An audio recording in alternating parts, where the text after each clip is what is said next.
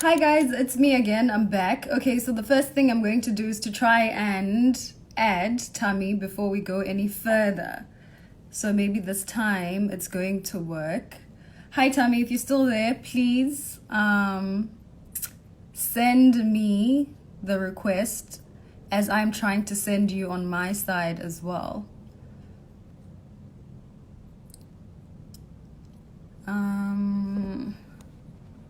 Okay, let's see. Thami, I can't find you. Please let me know in the comments if you are in here. I did see you earlier on, but Instagram didn't allow me to add you, so hoping we're lucky this time around. Okay, there he is. Yes. Okay, crossing fingers, waiting for him to come in. Man, can you even imagine? I love your background. I mean, Oh, everything about baby, it I is had to make sure that I have something that represents, our beautiful, colorful the rainbow. humans Okay, across the world. let me just pin this comment first. Okay. It's always like such a struggle. I don't even know why. I always have to struggle with it. And then we can kick off our beautiful conversation. Yeah. Okay, there we go. Okay, so to everybody who just tuned in, we have Thami, affectionately known as Thami Dish from South Africa. He is an avid and passionate advocate for the LGBTQI plus community. And he runs a foundation called the Thami Dish Foundation, which specifically usually deals with the youth. But I know you do so much more. So I want you to tell us about the Thami Dish Foundation first. And I want to know, why specifically the youth? Why were you like, you know what, these young people, let me deal with them? Okay, so I chose specifically young people because there are a bunch of humans who will take us into what the future looks like going forward. And I think it's become even more important for us to help, a gender-free society or world shape what the world must look like in the future. So when I got into Thami Dish, I mean, the foundation initially, it was born out of what I have as a property called the Feather Award. So on the continent, I was still getting there. Yeah. So I mean, yes. So the Feather Awards have been around for 12 years, and then I think 5 years into them, I just decided, let's go in and start engaging with people. Let's go on the ground and understand what the issues are with queer people everywhere else in the world, and particularly in South Africa, and the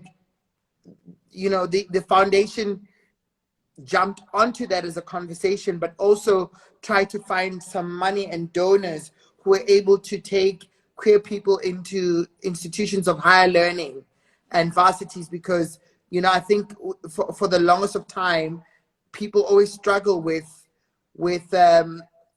removing queer people from the entertainment industry and bringing them back to various industries that exist everywhere else. So I just wanted to afford our queer people of color an opportunity to be able to go in and study more and further their education, and not that we only exist within one industry. So that was the birth of that was the main Thami Dish. You know what, it Foundation. was such a beautiful place to start, because you are absolutely right. I mean, the minute people come out usually as who they are and who they want to identify as, it's sometimes very difficult for parents to accept, especially in Black communities. And so I see why you would go that direction.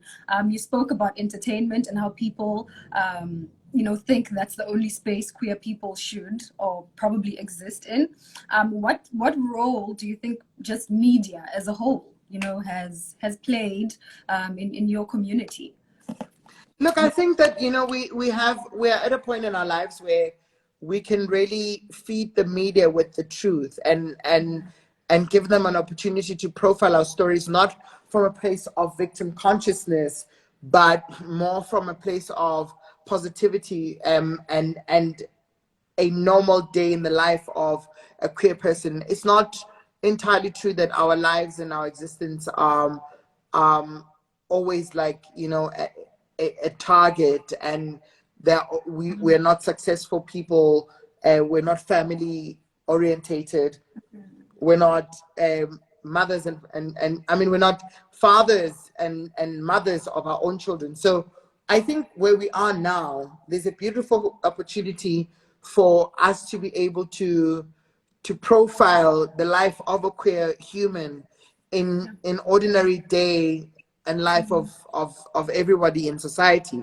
So the media should stop looking at us or profiling the parts of us where we are victims all the time. I think that it's a selective one, and it's dramatized, and the sensation around it would always get the media and the news and things to move. But you know, I would want to see more of a you know, a Cinderella story or a love story of children's cartoons that profile a man and a man, or a woman and a woman in there. So I wanna see those things. I love where we've gone in terms of media and that inclusion of characters in various shows. Like you'll see in on Netflix, they have so many other things that I've got on there. Like one of my favorite Pose is on there. I love the fact. Oh my God! Like when I'm I tell you about Pose, it's like, okay, people, like you I should go out am and watch thoroughly Pose. obsessed with Billy Potter. But yeah, the thing about it is, like, I think that it's important for us to start profiling the fact that I'm a doctor, I'm a professional, you know, and I do my job, and I'm that even before I'm a gay man. But if you want to step into my world and find out who I am and how I am living in my days, then we can look at positive things. So, you know, I'm at a point where I think media needs to play that role, but also in understanding people's identities. Often they write to a lot of people about, you know, articles, and they make wrong references of pronouns of people, like it's a he or she. That consultation is not done, you know. He, she, them, they, you know, etc. So those things I think we must ask, you know, and if we don't, I think we must then, you know, choose a neutral point of being. So I think that media has done fairly well, and I love how they're pushing, you know, the narrative of queer people. Ryan Murphy, Janet Mark, who are doing stuff. A while ago in South Africa, we had a series called After Nine that Sichaba Morojele was, yes, you know, was part of Intersections and all those things. So I love areas where we're able to interrogate who we are. That what we saw with Hollywood now on Netflix, what we saw, you know, with Marsha P, like documentaries that are there, the things around the politician. So there are various stuff that's being done. Blood and River, Blood and Water. You know, Blood and Water is an incredible one. It explores those ideals. You know what I love about, oh, Thami, you're breaking a little. Oh, you just left me there. And challenging times. Sorry, I lost you there. Yeah. I think South Africans are trying to reach me. I've turned them down. So I think it's beautiful to be able to see all of that happening across multiple platforms, and to see queer people being represented on every platform. So media must take the same shape and really like profile the parts of us and the beautiful positive stories that people don't ever get to see. Yeah, like actual real people who exist in a society with other people, and not like, because I love that. You mentioned Blood and Water, and I was like, I love how they made everything around it normal, because it is right. normal. Literally, it was like, it was so effortless, it was real, and I was like, this is how people should be represented. I guess it goes back to how we always say show Black people how they are. Don't always stereotype them to be this type of person. Same applies, you know, to the LGBTQI community. You know, representation matters, inclusion matters, and so I love that you said that. I love that you called them out, and I do hope that they see this. And look, you know, the thing is that we work with them. We work with the media all the time, and the thing about it is that as part of the foundation, one of the things that I love to do is to be able to train various service providers. So, like the people within the law enforcement space. So, how do you protect queer people in that space? How do you understand the uniqueness of reporting a case at a police station, of being yourself as a trans woman or a trans man in other various spaces? So it becomes important, or it's my mission, because I know a lot of people don't or often don't want to invest in always having to defend who they are. And why do I have to explain myself? And those are questions and things that come about all the time. Why am I explaining who I am? Why is all of these things happening? But the thing is, I think it's so important so that we're able to educate society on what this rainbow community looks like and what it represents. So even with media, I mean, I think we should get to a point where there are champions, and we have a lot of people who are writers and who work in various publications and productions and spaces who are queer, who can write us into a level of existence and us being comfortable in it. Thami, I want us to talk about, you spoke about something so exciting. I think it's you said it's the global conference. You spoke about a global conference when we spoke earlier on. What's that about? It sounds so in 2018, so what I've been doing for the last couple of years of my life is traveling. And when I travel, I go to gay precincts and I go around the time when they're also celebrating the Pride and understand what it is. And over the years, I've offered my time to NGOs and to projects that happen in those areas and curated by queer people. And so what I wanted to do, or what I found, was that I don't think that we're extremely organized as a community. And that can come out and tell me that I'm wrong or right. But that wasn't my experience. But I wanted us to take efforts of everybody else who was doing their bit in that country, in that community, and bring them to the front and say, how do we organize each other so that there are many voices saying one message, and that, you know, profiles the element of us being united. So we set up a LGBTI network conference that got a number of guests that came from all over the world, and we discussed our issues from, you know, east, south, west, north, and I think it's interesting to see how those issues are often the same from everywhere else in the world. The experience might be slightly a little bit different, but how do we get to a point where we're able to celebrate Uzozi, who's sitting out there and doing this? How do we understand her from her own perspective? How do we become like Black Lives Matter campaign? How do we become like Black Girls Rock campaign? How do we become like, you know, all of those campaigns and the activities that happen that unify a community? And so that becomes so important for our own colorful humans to come together, and that's the basis of why we did that. We spoke about everything. We spoke about pride, we spoke about labor issues, we spoke about public toilets, and that they don't, you know, cater for trans people or queer people or gender non-conforming humans. We spoke about it was, and that might so sound much. like something so small, but it's actually like it's huge. It's huge. Just a simple toilet sign that says inclusion. Absolutely. Literally. And inclusion happens. Inclusion is a big thing. Like, you can debate it even in corporate spaces. So how do we get to a point where we have that inclusion at corporate level. Corporate world wants people to dress a certain way, be a certain way, speak a certain way, and never empowers also the knowledge and the power that knowledge, power, and credibility that you can give to any other human who's queer, whether they trans or not. So I would want to, like, I dream of a day where we actually see a CEO who's trans and only later find out that that person was a trans human.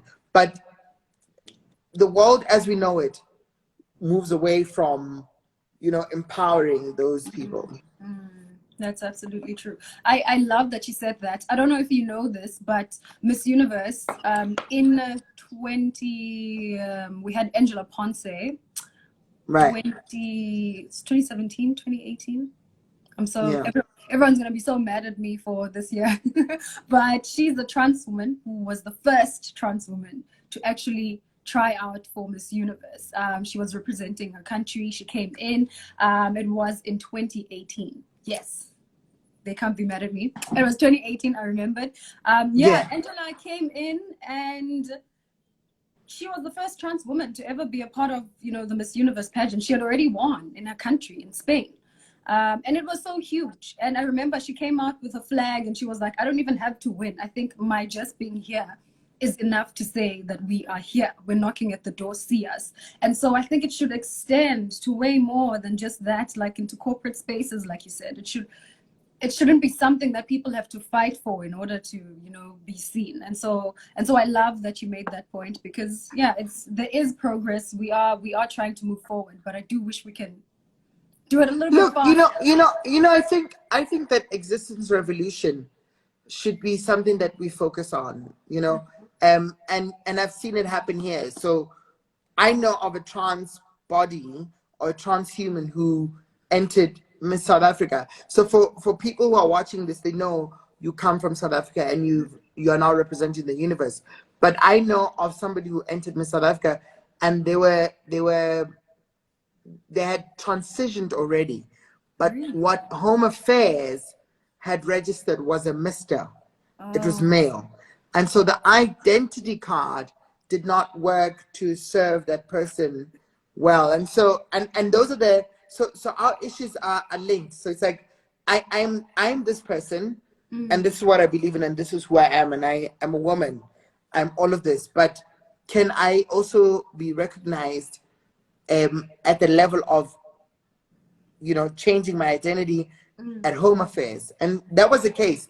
But I love how, so over the last 2-3, and I would say maybe 2-3 years, as you say, I've appreciated seeing a narrative being pushed around queer bodies and even trans people who, you know, qualify for being, you know, a contestant at Miss Universe level, at every other pageant level.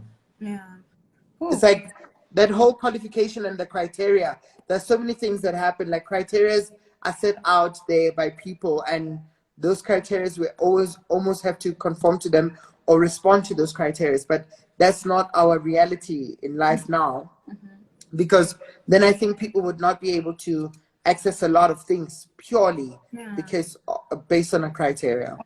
Can I ask now? I'm very curious. I don't know if you would know, but how difficult is it to actually like go to Home Affairs and say you are changing your identity? Is it something easy that you can get, or? Do you know, I think that the legislation and the law has left a lot of loopholes for people. So you are allowed to get married in the country, and you are allowed to, so civil union in the country, I mean, we're one of the in the world, we're number 5 at ever being able to have like that Civil Union Act approved, and we're allowed to marry. Absolutely, yes. So, but the thing with it is that if I had to take my man or and this happened to my cousin left with her wife, went to go and get married, and they could not be married at Home Affairs because the person who was officiating did not believe in it. But that constitution and the law protects that person because it is not part of their belief. So I think those loopholes are problematic because how are you then taking on a responsibility of being a civil servant and giving people a service who need it, and then you're still protected by the law to decide who you offer that service to? Do that. Yeah, there's definitely something wrong with that. There's a lot wrong with that. Absolutely. So my thing is like, and that's part of the work that we do all the time. It's like, hey, so okay, housing, Department of Housing, and how they offer, state or government homes to those who are in need or those who've registered. There's a certain criteria. You must be unemployed. You must have a previously disadvantaged record. You must have dependents. You must have all these things that they create an exclusion. And for me, assumptions always do that. You create exclusions for people, and once they're there, you actually don't know how to service those humans. So now in the world, we've been going through the crisis of the pandemic that is COVID-19. And the multiple emails we receive from people and from humans and learners and those who are adults who say, I live in a family that does not support me, doesn't empower me, but I'm here because there's nowhere else I can go. In South Africa, we don't have as many shelters. And that's what I was saying to you offline in the conversation, that I think that you and I should establish, or us as a project should establish, like a shelter for queer people on the continent and also in the world and in the universe, where they find a sense of peace and they feel like that is a safe space for them. So that's been like a thing now that we're navigating. So you're giving people homes, but the inclusion of queer bodies receiving that will never be reflected on your reports, or will never be reflected if we're not the ones fighting for it, but more so if we're not highlighting it as a need, because your criteria has already excluded them. Yeah. Oh, there's definitely so much more that needs to be talked about there, that needs to be looked into, like deep, in-depth conversations, because it's actually mind-blowing to me. But you spoke about... I mean, like the thing around, even I think it's like at the basic level, it's like access to services, right? So if states in the world and government in the world says you can access this, you have the right to this, you have the right to that, you have the right to this, I think that everybody else should also have the right to receiving all of those things. It can't be based, or you can't create certain measures to exclude those bodies. Yeah, absolutely. No, I agree. You spoke about safe spaces earlier on, and I can say that the Feather Awards is such a safe space. And here's why I say that, because you invited me, I think last year, was it last year? To the was last year. Yes, I was a part of it. We'll have to have them virtually this year, yeah. I was there, and I remember sitting on my chair, getting ready to go on the stage, but just also enjoying the show and thinking, I have never seen such calmness and happiness and togetherness and just comfortability in who people are. Everyone in that room was just comfortable, whether they were, a part of the community or whether they were allies to the community. Everyone was just... it was just so comforting to see. And so I wonder, was that the idea you had when you started the Feather Awards, where you just want to create this safe space to celebrate your people? I think that my call to life, or in life, is about creating safe spaces. So I believe in existence as a thing and as a whole thing that I run in my life. And Feathers created initially was to be able to spark a dialogue or a conversation around issues around sexuality, right? And once we got that right, we were then able to create a platform where we can introduce other bodies or other existence of projects, humans, movements that were basically giving to us,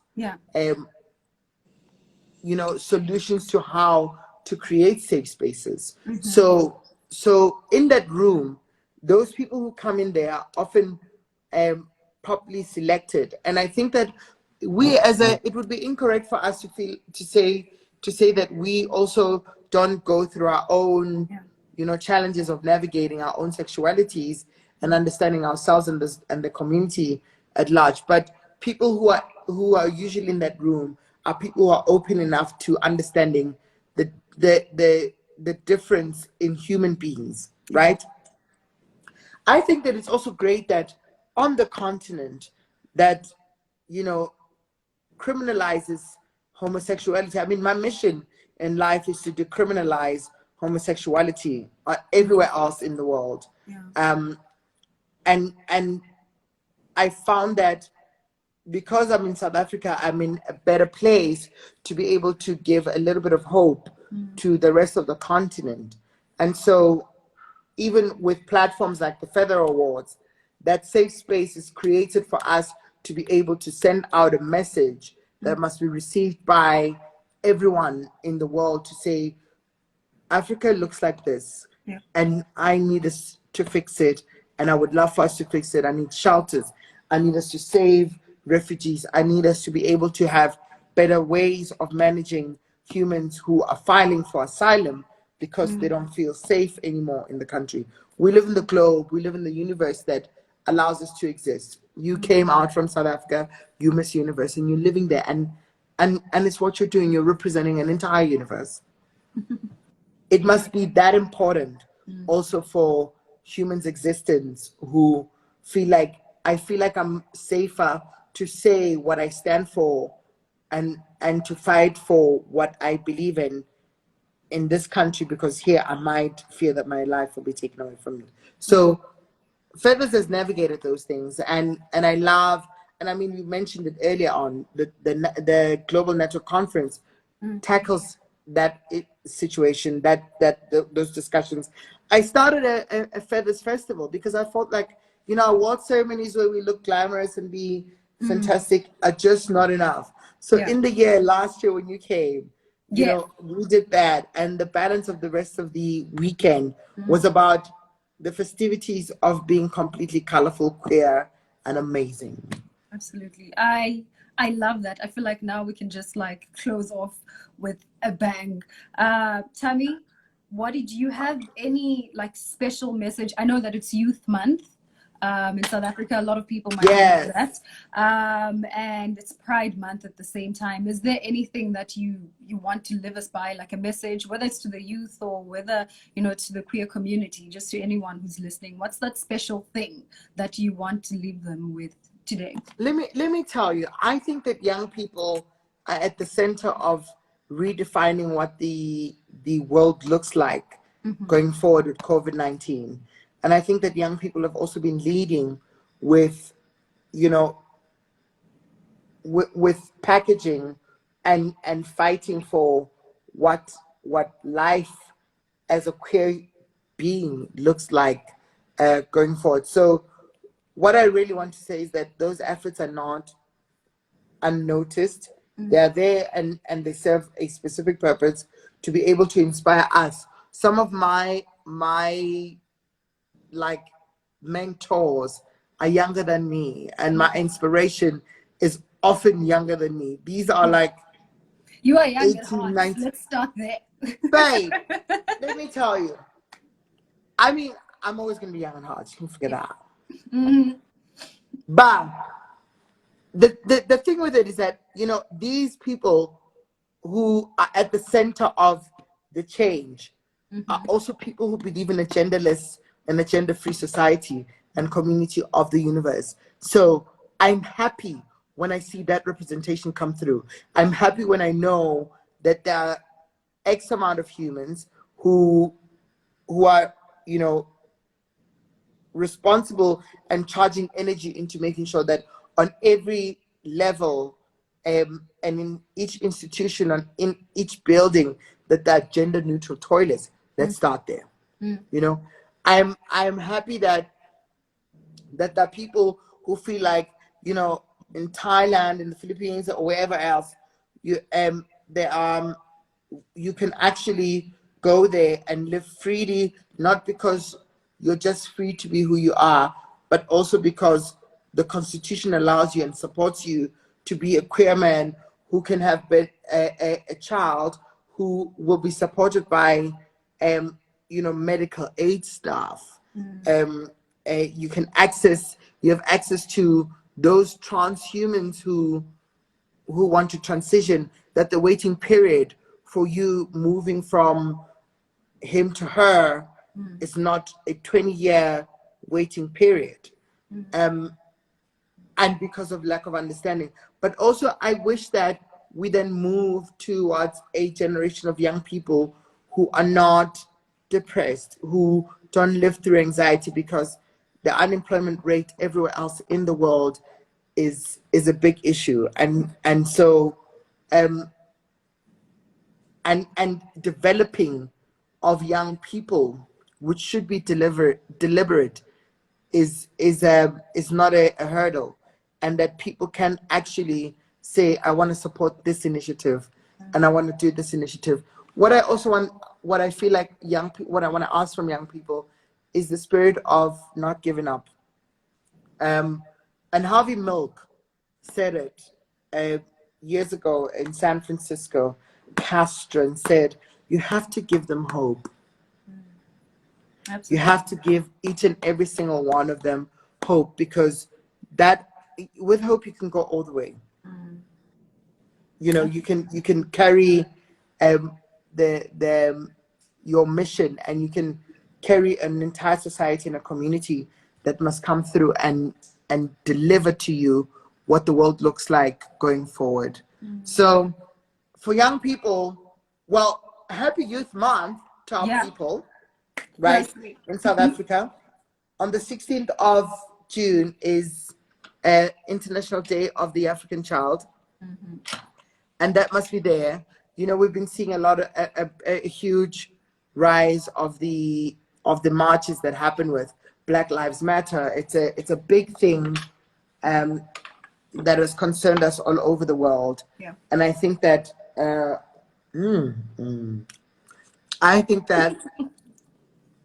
just tasted something nice. Ooh, I tasted something nice. But I think that Tell me. I know. So I think that young people should be able to grab it right now and understand the importance of being conscientized and knowing what matters and what is and what isn't. And fighting for what is right. So I made a commitment that the day that I'm ever dictated to will never arrive, but also the day that I'm silenced on the issues that matter to me or to anyone else, and the day that I have to ask somebody else to help me when there's an injustice happening to me, will never arrive. And if that ever happens, it means that it's wrong. And if it is wrong and it's happening, it means that what I'm doing should continue, and I will continue. Absolutely. Done. Mic drop. You've said it all. I have something for you. Really? Okay. What do you have for me? It's a unicorn. So wait, hang on. So show me. Hang on. Wait, I can't wait to see it. I had a whole rainbow unicorn cake. I love it. Wait, let me tell you. So I had a guy that came through, Simpiwe, Zondi. He goes by Chef Zondi on Instagram. And he literally, wait, hang on. He literally created a cake. I said, oh, cool. We have to have this conversation. I'm trying to get you to see this thing. Hang on. I'm trying to get you to see this thing. You know, let me tell you what's been happening, right? I'm moving things and I'm dropping stuff. But let me tell you what's been happening in the world. is that we've had so many things that happen to us that don't make us feel like we're represented. I'm gonna tilt this a little bit. Okay, there we go. That's us for now. That don't make us feel like we're represented. And I think that, you know, people like yourself, and it was incredible to see Miss Universe that's been championing the struggle of queer humans and queer bodies. And I think that we have to be able to celebrate how you guys have carried yourselves and how Miss Universe and yourself have been able to participate in this dialogue. We live in a different time, but this has become a mission, and this has become an effort of yours that you've created to ensure that, you know, our conversations still run. I loved what you guys did with Gina last week. I'm like, oh, Love Gina. oh, you know, but I love all of that, and I think that it's important. So when you asked earlier on about the role of media, I think that the role of institutions and organizations like Miss Universe have got a media platform that people follow. Your 3 million X odd humans, and just on Instagram, as well as other platforms, have a media role to play, and you're doing exactly that, which is incredible. So Thanks, I want to Thami. I want to celebrate you, and you know, baby, and you wait, hang on, and you because you are a Miss Universe that represents the rest of the continent and the universe in a time where there's so many countries in the world, in Africa, that criminalize homosexuality, and I think that is something that we need to focus on. I'm not asking for them to pass the law and to free everyone completely or to change various things, but what I don't want is the criminalization of queer bodies on the continent. So thank you to you for coming in and allowing this space to be a platform for us to share. Oh my God, I'm cutting a cake. Cutting a cake for me. Thank you so much. Thank you to Spiwa as well. Did you say Spiwa made it? Yes, Thank you, Pierre Spiwa, for the Zondi rainbow cake. Thank you made so it from Chef Zondi. And I was like, okay, cool. I'm having a chat with my friend, and this is what it's going to be like. So I would love for us to celebrate. On YouTube, Pride is having a 24-hour broadcast of Pride efforts and project, because, you know, we can't be marching in New York like we did last year. Oh my God. Ah! Did you see that? Look at this. The most beautiful rainbow cake. No, look at this. You have to see this. Oh my, that's like the whole thing. Look at this. Wow. It's amazing. Okay. But Pride is having a whole conversation around pride in the world. So I'm very happy that you were able to join us today, but I also think that you should be at the center of leading a message to all our queer humans in the world. Sure. You let me know. I know you and I will talk forever and ever, but Instagram has a cap and it's going to kick us out. So I need to exit before it does that, so that I can save the video so that you and I can both have it. But definitely that. So, okay, in closing, oh my God, my whole table. In closing, I love you. I love Miss Universe. And I love everything that you guys represent as an organization and as yourself. And I think they've chosen the right person to represent the organization.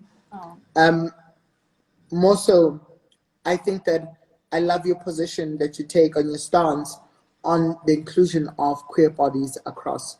Thank you so much for having this conversation. You're most welcome. Thank you so much for joining me with all your pearls of wisdom and fabulousness and just like everything, Jay.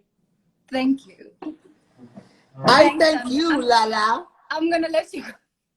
I'm gonna let you go enjoy your cake, and I hope to get a slice when I come home because it's my cake after all.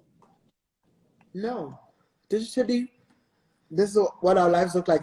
Please stay safe. Sanitize. I know you can't go anywhere else, but if for anyone else who's watching this, please can they sanitize all the time. Wash their hands for a minimum of 20 seconds. Always keep your mask on. Always observe social distancing. And by all means possible, try and keep everyone around you safe. Yeah. Do not hug. It's difficult. I know. Do not hug and do not be in those kind of contexts. It's a lot. So as you go out into many spaces, please protect yourselves. Okay. Thank you so much, Thami. Thank you for your wise words and for your kindness and just for everything. We love you. Miss Universe loves you so much. I love you and I love you guys. Bye. Thank you so much. I'll call you. Thank you. You're going to hit me up. Bye-bye, baby. Bye. Thank you so much for everyone who joined us today. We were still continuing conversation on Pride Month. We are still celebrating Pride Month, so thank you for being here.